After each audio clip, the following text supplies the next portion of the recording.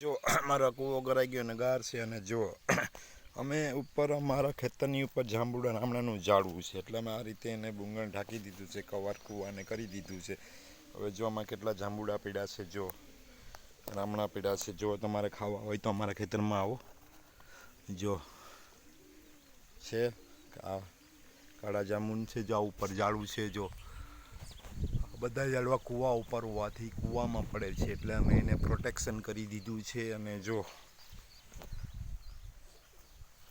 અમારા કૂવામાં ડેલી 30 ફૂટ પાણી ચડી રહ્યું છે.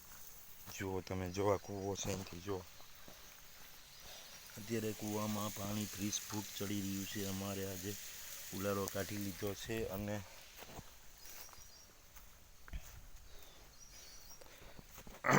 જો આ અમારે પપૈયાના પણ ઝાડવા છે.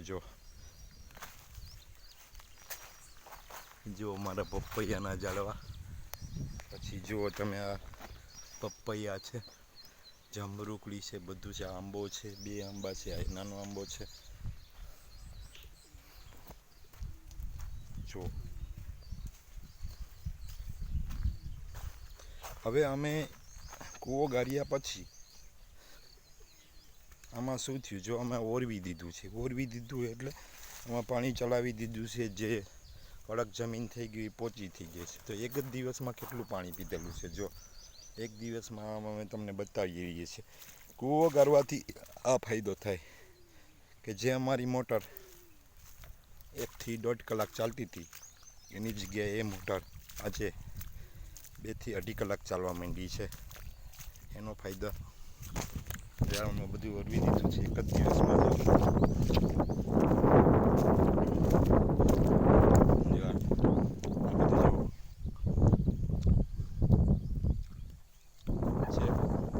ઓરવી દીધા પછી અને સુકાવા દેવું પડે.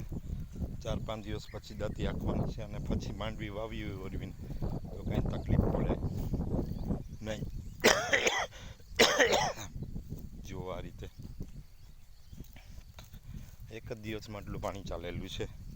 કાલે પણ ઉલારો કાઢેલો હતો, આજે પણ ઉલારો કાઢેલો છે. જો એટલે આ રીતે ભાઈ તમે કૂવામાં ખર્ચો કરશો. હવે અમે એ વિચાર્યું કે 2 લાખ રૂપિયા બેંકમાં મૂકીએ તો 6.5% લેખે 1 લાખ રૂપિયાના 6,500 રૂપિયા અને 2 લાખ રૂપિયાના 13,000 રૂપિયા વ્યાજ મળે.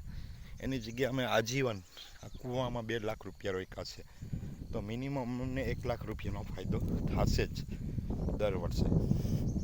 જો તો કેટલો ફાયદો થશે. એટલે તમે તમારું કૂવાનું વ્યવસ્થિત આયોજન કરો અને ખેતીને માં થોડાક રોકાણ કરો. આવજો મિત્રો. વિડીયો ગમે લાઈક કમેન્ટ શેર કરજો. જો અમારું ખેતર, આખું ખેતર બતાવી દઉં છું.